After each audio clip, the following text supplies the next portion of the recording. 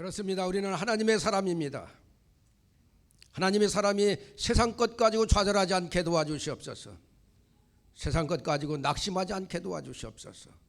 세상 것 때문에 넘어지지 않게 도와주시옵소서. 하나님만 바라볼 수 있게 도와주시옵소서. 오직 믿음으로 승리할 수 있게 도와주시옵소서. 지금 코로나 바이러스 인해서 너무나 힘든 상황에 있는 사람들이 많이 있습니다. 좌절하지 않게 도와주시옵소서. 낙심하지 않게 도와주시옵소서. 정말 가족이 너무나 오랫동안 서로 만나지 못하고 힘들고 어려운 상황 속에서 주님만 바라볼 수 있게 도와주시옵소서. 해결하실 분은 주님이십니다. 문제의 해결자는 주님밖에 없습니다. 주님, 내 생각으로 내 뜻대로 내 계획대로 내가 가진 어떤 머리 가지고 이 세상 살아가지는 것이 아닙니다. 하나님이 함께 하셔야 됩니다. 하나님만 바라보는 믿음을 갖게 도와주시옵소서. 너 하나님의 사람아, 믿음을 가지고 살아라. 그런 음성을 듣는 역사가 있게 도와주시옵소서. 오늘도 말씀을 듣습니다. 말씀 속에서 정말 우리가 깨우침 있게 도와주시고 말씀 속에서 영적인 깨달음이 있게 도와주시옵소서. 감사하며 예수님의 이름으로 기도되옵나이다. 아멘. 나의 믿음을 점검합시다. 제목을 붙여봤습니다. 2021년도 벌써 12월입니다. 참 세월이 빠릅니다. 이 빠른 세월 속에 우리는 어떻게 신앙생활을 하며 살았습니까? 우리는 믿음의 사람이라고 생각합니다. 그래서 오늘도 대면 혹은 비대면으로 이렇게 예배를 드립니다. 어떤 분은 모태신앙인 분도 계실 겁니다. 평생을 신앙생활 하셨을 겁니다. 그런데 어떤 분은 믿은 지 얼마 안 되는 분도 계실 겁니다. 단 몇 달 아니면 믿은 지 몇 주가 되신 분도 계실 겁니다. 그럼 우리의 믿음은 제대로 된 믿음인지 한번 점검해 볼 필요가 있다는 겁니다. 올 한 해의 믿음을 점검해 볼 뿐만 아니라 지금까지 신앙생활을 어떻게 해왔는지 점검해 볼 필요가 있다는 것입니다. 점검은 믿음의 선조들이 어떻게 신앙생활을 했는지를 돌아보면서 나의 믿음을 반추해 보는 것입니다. 오늘 본문은 아브라함 이전의 신앙의 선진들의 믿음을 제시하고 있습니다. 하나님이 원하시는 올바른 제사를 드린 아벨, 하나님을 기쁘시게 하여 하나님과 동행한 에녹, 하나님의 말씀대로 홍수 심판을 대비하여 구원의 방주를 지은 노아를 예로 들고 있습니다. 그럼 성경은 왜 이들을 예로 들고 있습니까? 이들을 본받으라는 것입니다. 이들과 같은 믿음으로 신앙생활 하라는 것입니다. 이런 믿음이 하나님을 기쁘시게 한다는 말씀입니다. 오늘 말씀을 통하여 우리가 영적으로 깨달아야 할 것이 무엇인지를 알아보도록 하겠습니다. 이 말씀을 통하여 내가 고쳐야 할 믿음 생활은 없는지 한번 체크해 보아야 되겠습니다. 첫째, 나는 믿음으로 예배를 드리고 있는지 한번 뒤돌아보시기 바랍니다. 사절에 보면 믿음으로 아벨은 가인보다 더 나은 제사를 하나님께 드림으로 의로운 자라 하시는 증거를 얻었으니 라고 말씀합니다. 즉 하나님께서 가인과 아벨 제사의 차이를 둔 근거는 바로 그들의 믿음의 차이였던 것입니다. 하나님께서는 믿음으로 제사를 드린 아벨의 제사는 기뻐 받으셨지만 믿음 없이 드린 가인의 제사는 받지 않으셨습니다. 우리는 이러한 사실로부터 오늘 하나님께 드리는 예배를 어떻게 참 드리고 어떻게 임해야 하는지를 생각해 봐야 되는 겁니다. 어떤 분은 말하기를 가인은 양의 피 제사를 드리지 않았기 때문에 하나님께서 제사를 받지 않았다고 얘기합니다. 반면 아벨은 참 양의 첫 새끼와 그 기름으로 제사를 드렸기 때문에 받았다고 얘기합니다. 그런데 에덴 동산에서 하나님은 아담에게 참 제물을 바치라는 제사를 요구하지 않았습니다. 아담은 중개자 없이 하나님과 대화를 나눴습니다.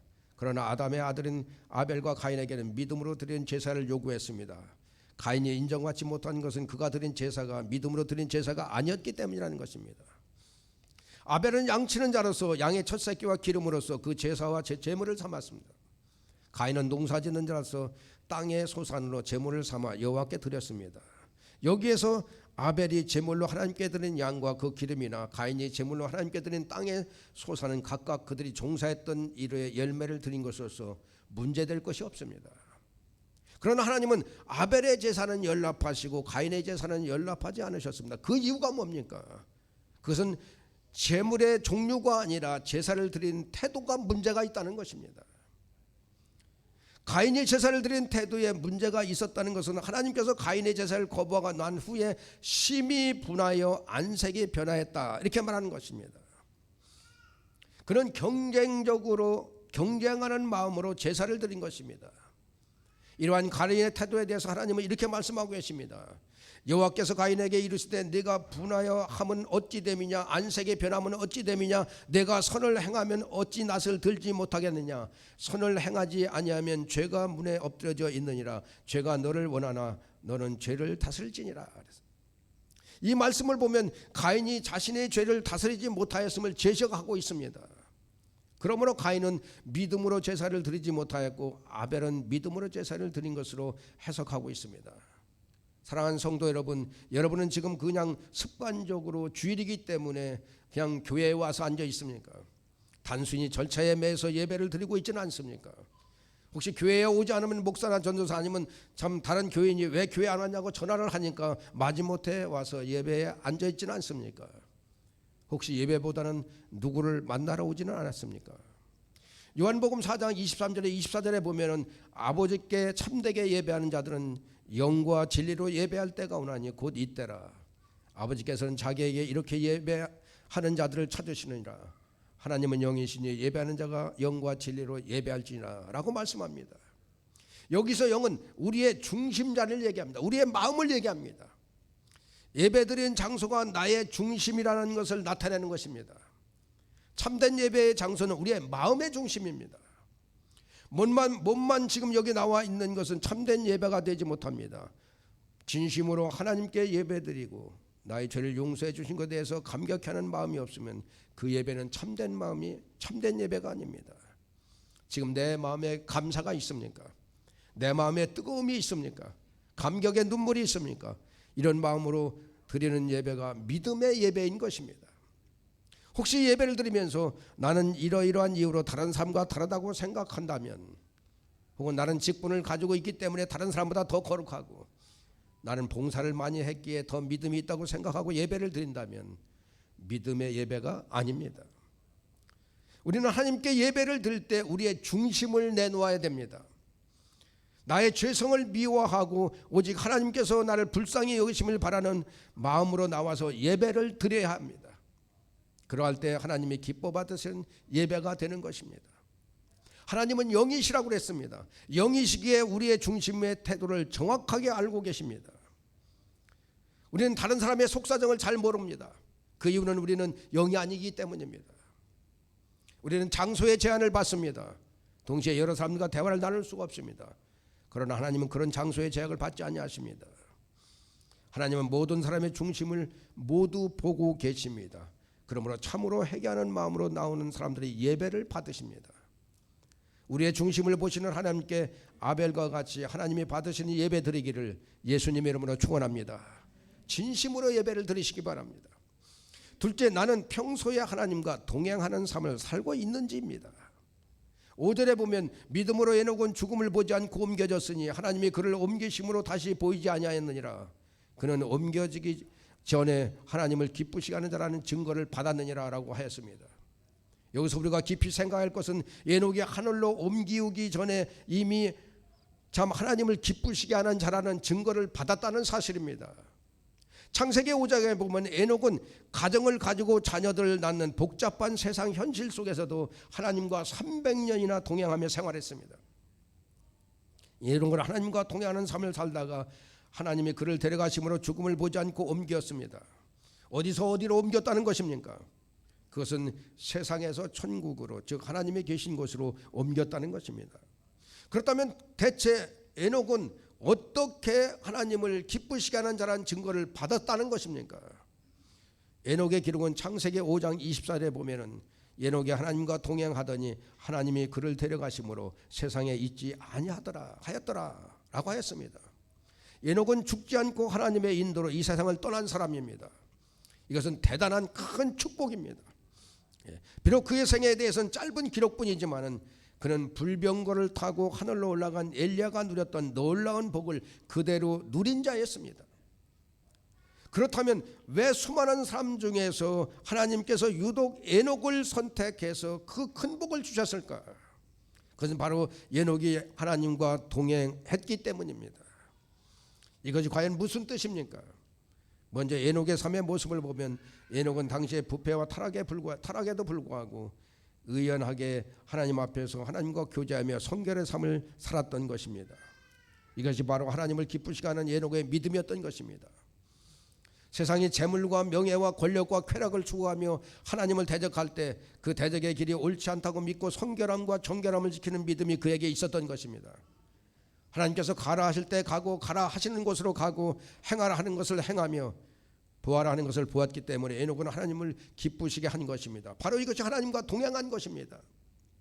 에녹과 같이 여러분 모든 삶도 동행하는, 하나님과 동행하는 삶 되기를 예수님 이름으로 축원합니다. 하나님이 기뻐하는 삶인 거예요. 성도의 삶에 있어서 하나님과 동행하는 삶은 아무리 강조해도 지나치지 않습니다. 그럼 그 구체적인 의미는 무엇입니까? 하나님과 동행한다는 것은 먼저 하나님의 뜻을 따르는 것을 말하고 있습니다. 두 사람이 동행하는 데 있어서 가장 중요한 요구 조건이 바로 두 사람의 뜻이 조화로워야 한다는 것입니다. 우리가 하나님과 동행하는 삶을 살기 위해서는 무엇보다 그분의 뜻을 기리고 그 뜻을 따라야 하는 것입니다. 예수님께서도 하나님의 뜻을 순종함으로 그분과 동행하는 삶의 모습을 늘 보여주셨습니다. 십자가를 달리기 전날 밤에 겟세마네 동산에서 내 아버지여 만일 할만하시거든 이 잔을 내게서 지나가게 하옵소서, 그러나 나의 원대로 마옵시고 아버지 원대로 하옵소서라고 기도하는 모습은 그 절정을 이룰 수 있습니다. 또한 하나님과 동행하는 삶이란 바로 둘 사이에 교통하는 삶이에요. 교통이 있어야 되는 것입니다. 서로 이야기하며 듣기도 하고 서로의 의사를 교환하는 것입니다. 우리가 하나님과 서로 교통하기 위해서 주님의 말씀을 읽고 그분께 우리의 속내를 기도로서 올려드리는 것입니다. 우리는 하나님의 말씀을 읽음으로 해서 그분의 뜻이 무엇이며 그분의 계획이 무엇인지를 알게 됩니다. 따라서 오직 그분 앞에서 무릎을 꿇고 우리의 깊은 마음을 열어 기도할 때 우리는 그분과 대화하게 되어 있습니다. 그렇습니다. 이와 같이 하나님과 동행하는 삶은 우리 성도들이 지녀야 할 기본적인 삶의 양식입니다. 만일 우리가 하나님의 자녀라고 자처하면서도 그분의 뜻을 쫓지 않고 그분과 교제도 나누지 않는다고 한다면 그것은 참으로 우리의 자신을 속이는 행위인 것입니다. 사랑하는 성도 여러분, 우리 모두 에녹의 신앙을 본받아 에녹과 같이 항상 하나님과 동행하는 저와 여러분 되시기를 예수님의 이름으로 축원합니다. 이것이 바로 하나님이 원하시는 신앙인 거죠. 마지막으로 행동이 따르는 믿음이 있어야 된다는 거예요. 행동이 따르는 믿음이 진정한 믿음이라는 겁니다. 7절에 보면 믿음으로 노아는 아직 보이지 않는 일에 경고하심을 받아 경외함으로 방주를 준비하라고 하였습니다. 여기에 노아의 믿음의 핵심이 들어있습니다. 그래서 노아가 아직 보지 못하는 일에 대한 하나님의 경고하심을 받았을 때 그것을 경외함으로 받아들였다는 것입니다. 즉 두렵고 떨리는 마음으로 하나님의 말씀을 믿었다는 것입니다. 노아에 관한 기록은 창세기 5장에서 9장에 나와 있습니다. 그런데 노아는 당대에 참으로 사람들이 타락하고 세상에 악으로 가득하던 때였습니다. 창세기 6장 5, 6절에 보면은 여호와께서 사람의 죄악이 세상에 가득함과 그의 마음으로 생각하는 모든 계획이 항상 악할 뿐임을 보시고 땅 위에 사람을 지으셨음을 한탄하사 마음에 근심하시고 라고 말씀을 통해 알 수 있듯이 당시 세상은 하나님께서 한탄하시고 근심하실 정도로 타락한 것이었습니다. 때문에 하나님께서는 땅 위에 하나님보다 높아진 것들을 심판하고자 작정하시고 노아에게 경고의 말씀을 하셨습니다. 혈육 있는 자의 포악함이 땅에 가득하므로 그 끝날이 내 앞에 이르렀으니 내가 그들을 땅과 함께 멸하리라. 즉 하나님께서 홍수 심판을 내리실 것을 경고하셨던 것입니다. 그리고는 노아에게 잣나무로 방주를 만들라고 명하셨습니다. 이 말씀을 들은 노아는 하나님께서 말씀하신 대로 다 행하셨습니다. 이것이 바로 노아의 위대한 믿음입니다. 하나님께서 노아에게 하신 말씀은 아직 눈앞에서 일어난 일도 아닙니다. 더군다나 그 말씀이 인간적으로는 도저히 상상할 수 없을 정도로 어마어마한 규모의 사건이었습니다. 따라서 평범한 사람이라고 한다면 하나님의 그 말씀을 농담으로 받아들이거나 아예 외면했을 것입니다. 그러나 노아는 믿었습니다. 두렵고 떨리는 마음으로 그 말씀을 받아들였습니다. 그것을 그대로 행했습니다. 여기에 바로 노아의 믿음의 위대함이 있습니다. 정말 믿음은 바라는 것들의 실상이요 보지 못하는 것들의 증거인 것입니다. 이와 마찬가지로 우리는 성경에서 노아와 같이 하나님의 말씀을 두렵고 떨리는 마음으로 받아들인 또 다른 예를 찾아볼 수가 있습니다. 그들은 바로 요나의 경고의 메시지를 들은 느느웨 사람들입니다. 그들은 요나로부터 심판의 메시지를 받고는 왕으로부터 모든 백성들이 전부 금식하며 굵은 베옷을 입고 힘써 여호와께 부르짖었다라고서 말씀하고 있습니다. 참으로 그들은 하나님의 말씀을 두렵고 떨리는 마음으로 받았습니다. 이와 대조적으로 소돔과 고모라에 하나님의 심판이 선포되었을 때 취한 롯의 사위들의 태도는 참 우리들로 하여금 큰 깨우침을 줍니다. 그들은 하나님의 심판의 말씀을 농담으로 받아들였습니다. 롯이 나가서 그 딸들과 결혼할 사위들에게 말하여 이르기를 여호와께서 이 성을 멸하실 터이니 너희는 일어나 이곳에 떠나라 하되 그의 사위들은 농담으로 여겼더라. 따라서 그들은 결국 심판을 면치 못했습니다. 전부 죽었습니다. 우리는 하나님의 말씀을 어떻게 받아들이고 있습니까? 그냥 건성으로 말씀을 읽고 그냥 건성으로 듣고 있지는 않습니까? 사랑하는 성도 여러분, 우리는 하나님 말씀을 두렵고 떨리는 마음으로 받아들여야 합니다. 결코 그것은 아직 실현되지 않은 일이라 하여 건성으로 듣거나 외면해서는 안 될 것입니다. 혹은 그 말이 사실까 하는 마음을 가져서도 안 되는 겁니다. 노아처럼 아직 보이지 않는 하나님의 경고의 말씀을 들었을 때 추호의 의심의 마음도 가지지 않은 채 두렵고 떨리는 마음으로 그것을 받아들여야 하는 것입니다. 사실 노아는 언제 비가 올는지 정확히 알 수 없었습니다. 더군다나 배를 짓기 위해서는 산에서 나무를 해다가 져야 했습니다. 요즘처럼 편리한 그런 기구들이 그런 것들이 있던 그런 시대가 아니었습니다. 혼자서 그 많은 나무를 준비하는 것은 결코 쉬운 일이 아니었습니다. 그것은 1년 공사가 아니었습니다. 120년이 걸리는 어마어마한 그런 규모의 공사였습니다. 그뿐만이 아닙니다. 배를 짓기 위해서는 바닷가에서 공사를 해야 할 텐데 노아의 방주는 바닷가에서 멀리 떨어진 육지에서 지어야 했습니다. 그러니 그것이 사람들 눈에 얼마나 우스꽝스럽겠습니까? 노아가 얼마나 많은 사람들보다 손가락질을 당하고 냉대를 당했겠습니까? 하지만 노아는 꿋꿋했습니다. 그는 조금도 머뭇거리지 않고 곧바로 실행에 옮겼습니다. 공사를 진행하는 동안도 그 마음에는 추호의 의심도 없었습니다. 후회도 없었습니다. 그는 오직 하나님의 구원의 말씀만 믿으며 그 믿음을 실천에 옮겼을 따름입니다. 그러므로 그와 그의 모든 가족이 구원을 받았던 것입니다. 이와 같이 진정한 믿음이란 행동이 따르는 믿음입니다. 즉 행동이 있는 믿음은 우리가 상상할 수 없는 놀라운 역사를 일으키는 겁니다. 행동은 없고 단순히 입으로만 아멘 아멘 한다면 그것은 불완전한 믿음이며 곧 사라질 믿음인 것입니다. 성경을 읽을 때나 기도할 때만 아멘 아멘 하면서 하나님 믿습니다라고 고백할 뿐 그것을 우리의 일상의 삶 가운데 실천으로 옮기지 못하고 있지는 않습니까? 믿음은 교회 안에서만 혹은 믿음은 머릿속에서만 존재하는 것은 아닙니까? 야고보서 2장 26절에 보면은 영혼 없는 몸이 죽은 것 같이 행함이 없는 믿음은 죽은 것이라고 말씀합니다. 실천 없는 믿음은 생명력이 없는 것입니다. 하나님 말씀을 읽으면서 혹은 설교를 들으면서 여러분이 실천하지 못하는 것이 무엇이 있습니까? 아무리 인간적인 생각으로 이해가 안 되어도 실천하는 믿음이 있기를 예수님의 이름으로 축원합니다. 사랑하는 성도 여러분, 하나님을 기쁘시게 해드리는 유일한 방법, 유일한 길은 오직 믿음뿐입니다. 믿음은 우리를 하나님께 나아가게 하는 유일한 길입니다. 그분 자신을 상급으로 받게 하는 유일한 길입니다.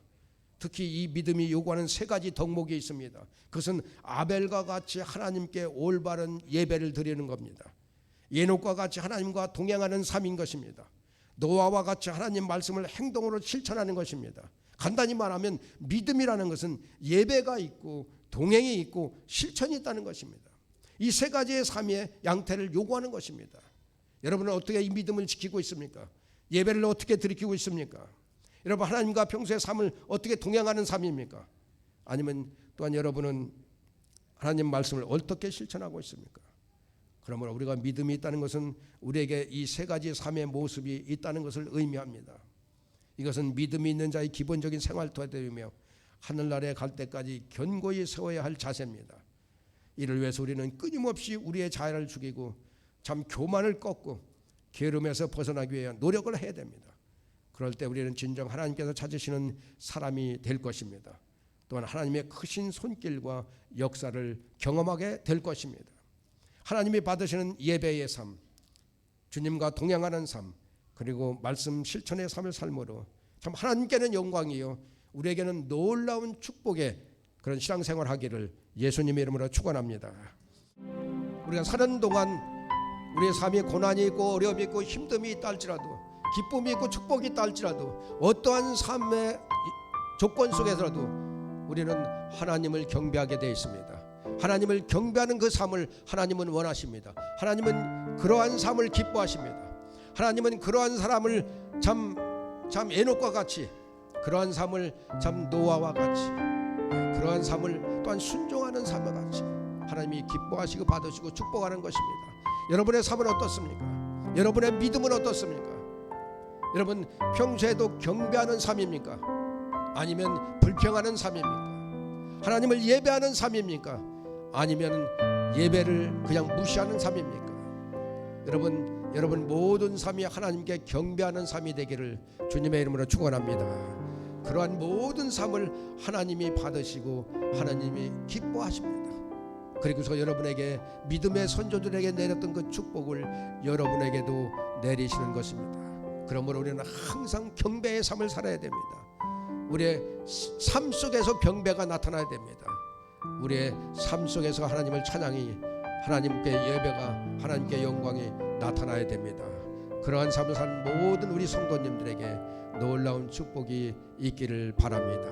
우리 다 같이 기도하겠습니다. 하나님, 그렇습니다. 우리 성도님들 경배하는 삶이 되게 도와주시옵소서.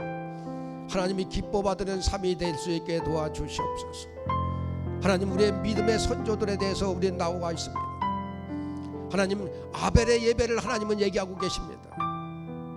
하나님, 우리가 예배 드릴 때 정말 아벨과 같은 그런 예배를 드릴 수 있게 도와주시옵소서. 또한 하나님은 에녹과 같이 하나님을 기쁘시게 하는 자, 하나님과 동행하는 자에 대해서 얘기하고 있습니다. 우리가 에녹과 같이 또한 우리가 삶 속에서 동행할 수 있게 도와주시옵소서. 또한 하나님은 또한 이렇게 노아와 같이 말도 안 되는 것을, 참 순종한 노아를 칭찬하고 있습니다. 그리고 노아의 그 순종을 해서 그 가족을 구원했습니다. 하나님, 예배에 참석하는 우리 모든 성도님들, 하나님 말씀에 순종하지 못하는 말씀이 무엇인지를 깨닫게 도와주시옵소서.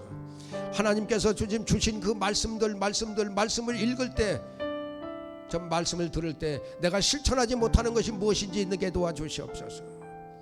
우리가 실천하는 믿음이 있게 도와주시옵소서. 말씀에 순종하는 믿음이 있게 도와주시옵소서. 그러므로 정말 하나님이 우리의 모든 삶을 기뻐하심으로 우리에게 하나님은 은혜와 복을 내리는 그런 삶을 살아갈 수 있게 도와주시옵소서. 감사하며 예수님의 이름으로 기도되옵나이다. 아멘.